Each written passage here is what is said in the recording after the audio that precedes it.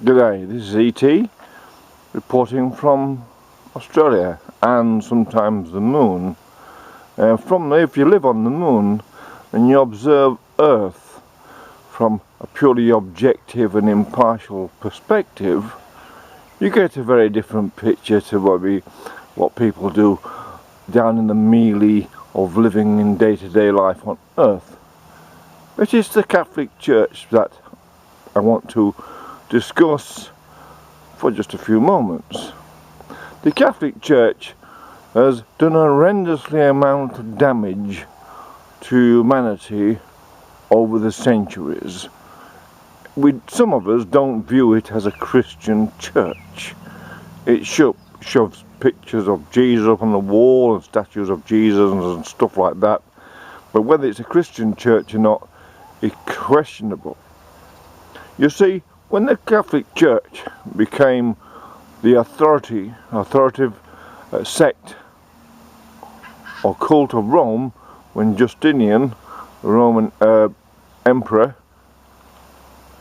made it the official religion, before that, what Romans used to do, they used to have all sorts of different sects, and one of the sects, the Saturnian one, they used to bugger boys. That's what they used to do, recruit boys into their priesthood by buggering them, by sodomizing them. Now, that continued. Those people joined the Catholic Church, and ever since, right from the very beginning of the Catholic Church, it's been sodomizing boys right through to today. And it's not what people think. It's not pedophilia. It's the way they have been recruiting people to their organisation. If a boy can accept the fact of being sodomized and he doesn't complain, then he'll probably become a priest and end up a bishop or something like that. Other people who've been sodomized and might complain a bit, they might become into business. They'll be given positions in business and power like that. And this recruitment, if you like, of people into the Catholic Church, which is a very, very powerful economic and financial organisation, what manipulates governments all over the place, that's what they've been doing right down to today. Now, and they've caused enormous damage to democracy and the economies and things like that because all the people who are associated with the Catholic Church have also got business associates who are also within the Catholic Church, and got priests who are within the Catholic Church, and they all work together as a clique or cohort in a parochial sense to make sure they're financially well off. And the society is an adjunct. It's just something that they live with and suffer unto those little children. Well, they've been getting children to suffer for centuries. I mean, the Spanish Inquisition itself was the most horrendous thing that's ever happened in human history. And it went on for 300 years, torturing men, because men who would do the torturing had all been sodomized and were very, very angry about that. The anger was deeply inside of them because they've been raped as boys. That made them very, very angry, and they become sadists. And that goes down today. It's not all on the papers. There's still sadists in societies who are trying to push into society the idea they can seduce young men into becoming homosexual. Then there are predators out there who want to sodomize them, but that's beside the point. The thing about the Catholic Church is we have to forgive it. Real Christians will forgive the Catholic Church, and the Catholic Church needs to forgive itself. I mean, it must have a mass of a guilt. If it doesn't have guilt, which it doesn't look like it, then we have to question the whole ethos of how it came about in the first place.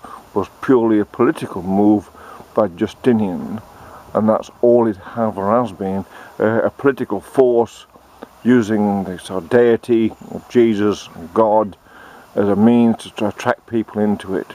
Well, Those days are sort of over now. We're beyond that. We're in a post-religious age, and it's time the Catholic Church come to terms with this, let women be popes, and reformed and evolved into the 21st century. And we're not going to get rid of the Catholic Church. It's too powerful. It owns the politicians in Australia, and it owns lots of politicians everywhere. Massive financial clout. It's a very powerful organisation, and you're not going to get rid of it, so it's no good thinking you can. The thing about it is we need to evolve a new type of system, a democracy, that takes care of the dichotomy that's happening in society, because the left, which is an anti-religious organisation, is also nihilistic. The Catholic Church itself is nihilistic, but the left is definitely nihilistic, and it's bringing a great many nihilistic ideas into society. So we need now to think of another system, and I'm suggesting it's called cooperacy, which is evolutionary democracy, which means through practical, positive policies, it helps take the poor, it helps the poor being rejected or living on the streets or disenfranchised totally from society. It's no good saying, like they do in America, go get a job when there are no jobs, and the politicians are not capable of creating jobs because of financial arms, whoever they are, control the finances so much, they're so tight-ass and mean, there's no real trickle-down effect. It's just a really massive tighter control, and there's no need for all those people to be unemployed when there's all that finance available to put them to use in all sorts of practical means, what they employ them and use their energies up for positive purposes. Anyway, that's just a little story on the Catholic Church. We have to forgive it, because that's what Jesus would have done. And there's no other way about it. You can't have recriminations forever.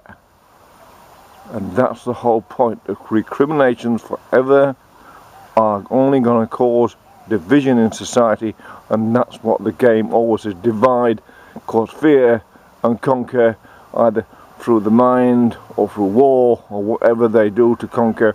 But that's what the big powers are all about, and we can't know much about that, but we can rethink democracy so it works better than it has been so far in what is basically a 14th century situation, which politics is in now with its corporate system.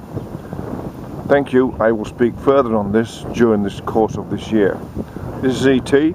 reporting to you, Earthlings. Thank you. Good day.